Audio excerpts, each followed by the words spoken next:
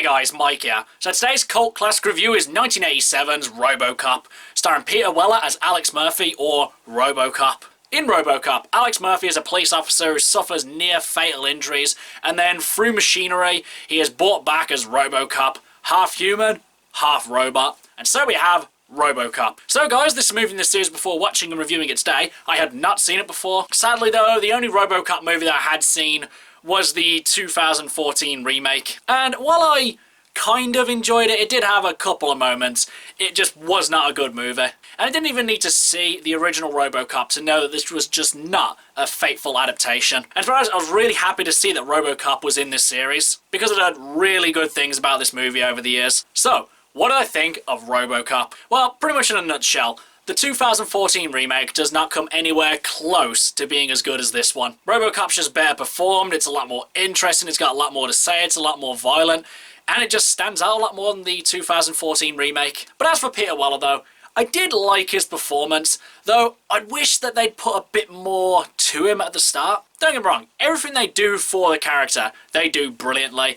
It's just, I wish they had expanded upon him just a little bit more before he became RoboCop. Basically, they made him a human, not really much of a person. But honestly, it's when he turns into RoboCop, that's when he becomes great. And it's the story of how he struggles to regain his humanity that makes him a really interesting character. But honestly, when I was watching this film, I wasn't really seeing that. I wasn't really seeing the struggle to regain his humanity. It's only once the movie finished, and then I'd reflected upon his journey throughout RoboCop, did I actually see the brilliance of this story. Because it wasn't really in your face, it wasn't really obvious, he didn't like literally say, I am trying to regain my humanity. Most of it was very subtle, and the things they did do to kind of stretch out this character and make it look like he's regaining his humanity was all done excellently. And honestly, for me, it's all summed up in the final line of the movie.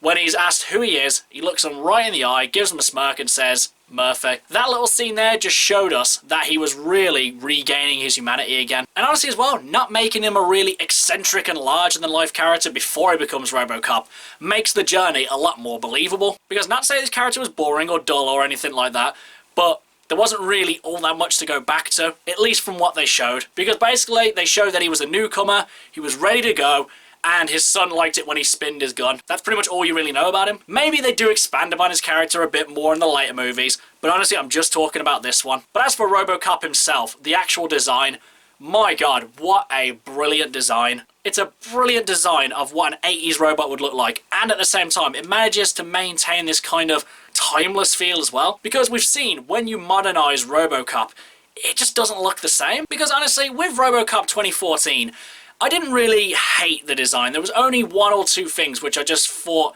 detracted from the character. With the addition of him having a human hand or having a flip-up visor, I just didn't really like any of those things because, I mean, in the movie, in RoboCop 1987, he still has his human hand, but then they say, oh, remove it, it's not really all that needed. And I thought that was just brilliant.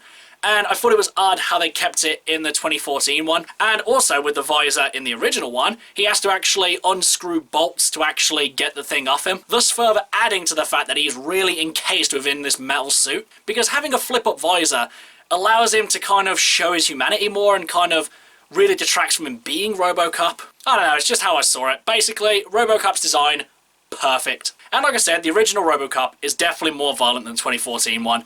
And then some. And one of the things that really helps to make RoboCop so brilliantly violent and at the same time quite timeless in the way it's done is real blood squibs. Now, for those of you who don't know what squibs are, basically they're these little things that you would have underneath your shirt that when someone is shooting at you, it explodes and, you know, puts blood everywhere, basically to simulate a gunshot. Now, in recent times, people have done digital squibs, which never look as good as the practical ones. Though there are obviously some practical things in having digital squibs. Basically, you don't have to spend an hour cleaning up the set after you've had like a massive shootout or something. I mean, you look at RoboCop, or say even Django, which also use real squibs.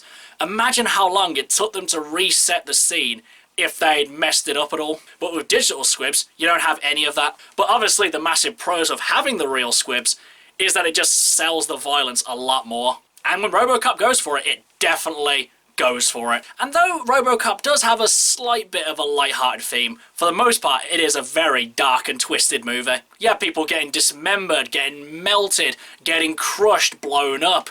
Pretty much everything happens to a person in this film. And while one could argue it is a bit over the top, I would argue that it just helps to sell this violent world that it's trying to create. Another design I love from RoboCop was Ed 209. The actual robot itself, by today's standard, it is quite a very, standard kind of mechanized robot. Big and bulky with machine gun turrets, it's not exactly, by today's standard, a completely original mech. But what really makes Ed 209 great is the stop motion animation that they use to create him. At times, it does look a little dated, but for the most part, it just really sells the janky and hulking nature of Ed 209. And I'm so glad they did it with stop motion as opposed to CG, because I feel like the stop motion just adds so much more to the character. Not that there's all that much character to Ed 209, but still, you get what I mean. So guys, would I consider RoboCop a personal cult classic, and would I recommend that you guys should see it? Honestly, RoboCop has really stood the test of time. The characters are fairly interesting, the action is still great, the effects still look decent.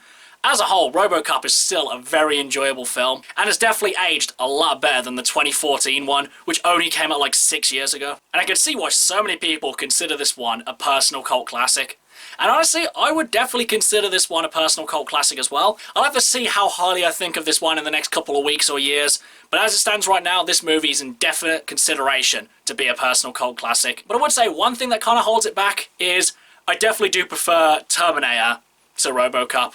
I know they're kind of in completely different worlds, but usually these two end up getting compared. And if we're talking Terminator RoboCop, it's definitely Terminator for me. But as for whether or not you guys should see it, honestly, if you haven't already seen RoboCop, then I would highly recommend you should check this one out. It doesn't even matter if you've watched the 2014 one first. If anything, I would say watch that one, then go back and watch this one to realize how much more amazing the original one is compared to the remake. Okay guys, that's my cult classic review of RoboCop. Do you love it? Do you hate it? Whatever you think, drop it in the comments below. Until next time, I've been Michael. See ya!